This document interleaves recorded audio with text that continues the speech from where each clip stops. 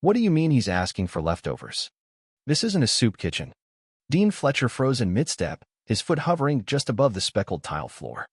He hadn't even reached the buffet line yet. The man behind the sneeze guard, clad in a white apron and a hat 2 sizes too large, hadn't noticed him standing there. Dean had booked his meal anonymously under the name Todd, using a customer feedback app his hospitality company used to audit store performance. It was something he did at random branches across the region, a way to get an unfiltered look at what really happened beyond the spreadsheets and polished reports. The Golden Spoon franchise had 13 locations spread across 4 states. The Eastbrook location had always hovered in the middle, not enough complaints to warrant alarm, but never enough praise to feel confident. Dean had bought the chain from a retiring couple 8 years ago. Back then, the food was solid, but the operations were disjointed. He'd spent years fine-tuning everything, streamlining procedures, improving wages, putting in regional managers, and revamping training modules. But lately, he'd noticed the numbers slipping, not a crash, but a gradual decline that warranted concern. He didn't know the staff at this particular branch. They didn't know him. Most had started after the COVID slowdown, and he hadn't visited this store in over 3 years. With his clean-shaven jawline, slight southern twang, and a faded Packers hoodie pulled low over his brow, he looked like a tired traveler rather than the CEO of the entire chain. No one would suspect otherwise, especially while he stood in line with a cafeteria tray blending in with the lunch crowd. The man being berated stood awkwardly to the side of the register. He looked worn and gaunt, like someone who hadn't had a full meal in days. His coat was too thin for the weather, cheeks sunken, probably in his late 50s. He wasn't panhandling. He was just there. Quiet. Hopeful. "Sir, you can't just loiter and ask for scraps," the employee behind the counter said, his voice rising. "You want food, you pay like everyone else." Dean stepped forward slightly, trying to catch the man's reply, but it was a whisper, something too soft to make out. "I don't care if you're hungry," the employee continued, his tone dismissive. "Go to a shelter. You're making customers uncomfortable." Dean's jaw flexed. Just a few feet away, a young woman working the salad bar glanced over with furrowed brows. Her name tag read Megan T. She looked between the employee and the older man, then quietly ducked beneath her station to pull out a small plate.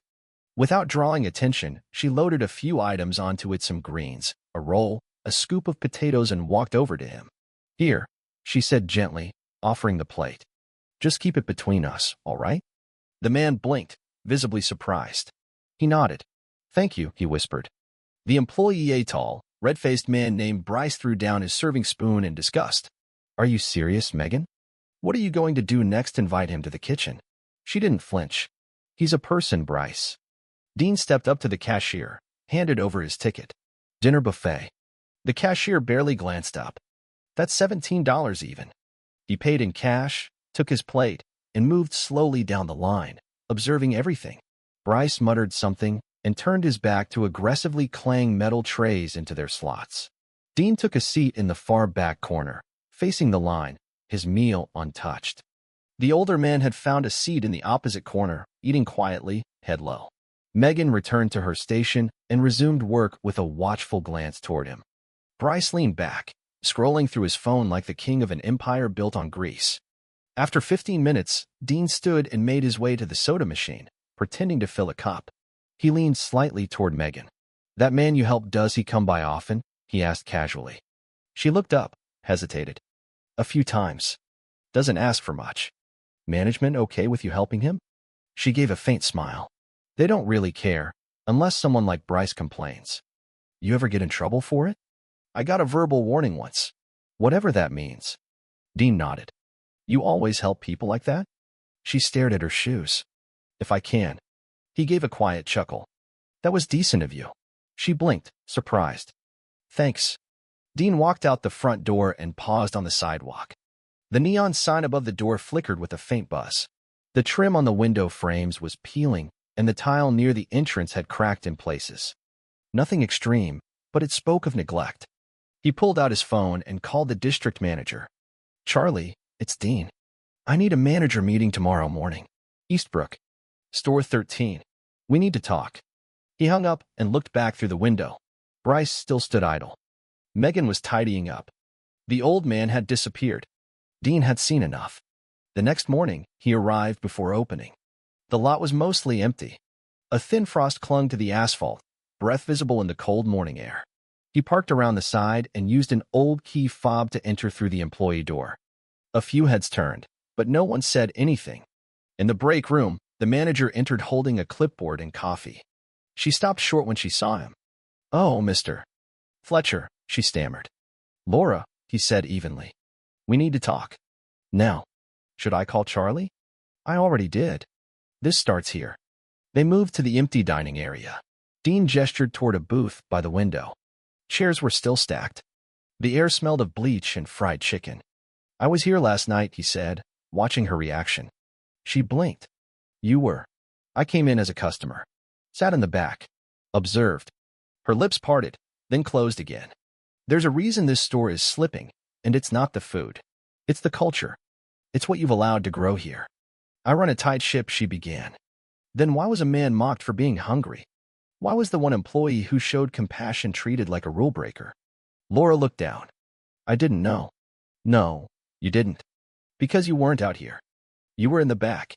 Bryce runs your front of house not because he has a title, but because no one stops him. He's been here 6 years. He trains the newbies, handles the weekend rushes. That doesn't give him authority to decide who deserves respect." Dean folded his arms. "I want him gone. Today." Her eyes widened. "You're terminating him?" "Immediately." She nodded slowly. "Understood. Bring the team in. I want to speak to them before opening." The staff trickled in, unsure. Megan stood in the back. Bryce strolled in last, yawning. Dean stepped forward. "My name is Dean Fletcher. I own this company. Some of you may have heard of me. Some of you haven't. That's on me." He paused. "I started in the kitchen. Clean fryers, closed on weekends. I built this place because I wanted it to matter. I wanted people to be treated with dignity." He looked around the room. "Last night, I watched a hungry man get humiliated. One of you did the right thing. The rest stayed silent." "Bryce?" Bryce stepped forward, indignant. "With all due respect, we get people like that all the time." "You're done," Dean said flatly. "What? You can't fire me. I carry this place." Dean's voice didn't rise. "You're not a leader. You're a liability." Bryce looked around, but no one backed him. He tossed his key card and left. Dean turned back to the group. "I'm not here to scare you. I'm here to fix this. Megan, you showed character. Starting today, you're lead server. You'll get a raise. We'll talk about assistant management soon." Her eyes widened. "Thank you. You earned it." He looked around. "This place is changing. From now on, we lead with humanity. If someone needs help, we help. If someone disrespects another human being, they're gone. No warnings." He sat down, flipped a chair. "Let's open the doors." And the day began. The team moved differently, faster, cleaner, sharper. Megan managed the front like a natural. Dean watched her guide younger servers with ease. She kept the drink station full, helped a new hire set up the salad bar, and still found time to greet guests with a smile. In contrast, Laura remained absent from the floor most of the day. Dean found her in the office mid-lunch. "You're going to need to hire differently," he said. "We're struggling to find people. Then change what you're looking for. Hire for heart, not hustle. Stop letting people like Bryce dominate your floor." She sighed. "Turnover's been awful. I'm just trying to stay open. Then you ask for help. You don't wait for it to fall apart. I didn't want it to reflect poorly on me. I care more about people than metrics. Start acting like it." She nodded. "Yes, sir." Throughout the day, Dean intervened when needed. A cook named Jordan was limping through a shift. Dean sent him to sit, took over the grill himself. Megan passed by, amused. "Didn't think I'd see the day," she said. "You ever watch someone limp through a shift because they're afraid to speak up?" "All the time," she replied. "That's the problem." He cleared the order board before Jordan returned. Later, Dean addressed a corporate trainer berating a teenage server over a refill chart. He didn't yell. He simply removed her from the floor. "Correction isn't cruelty," he said. "We coach. We don't intimidate." By evening, the store felt different. Steady, clean, focused. The next morning, Dean reviewed the schedule. Megan would shadow Laura next week. Jordan's hours were adjusted to protect his knee. 2 temp workers arrived from the flex pool.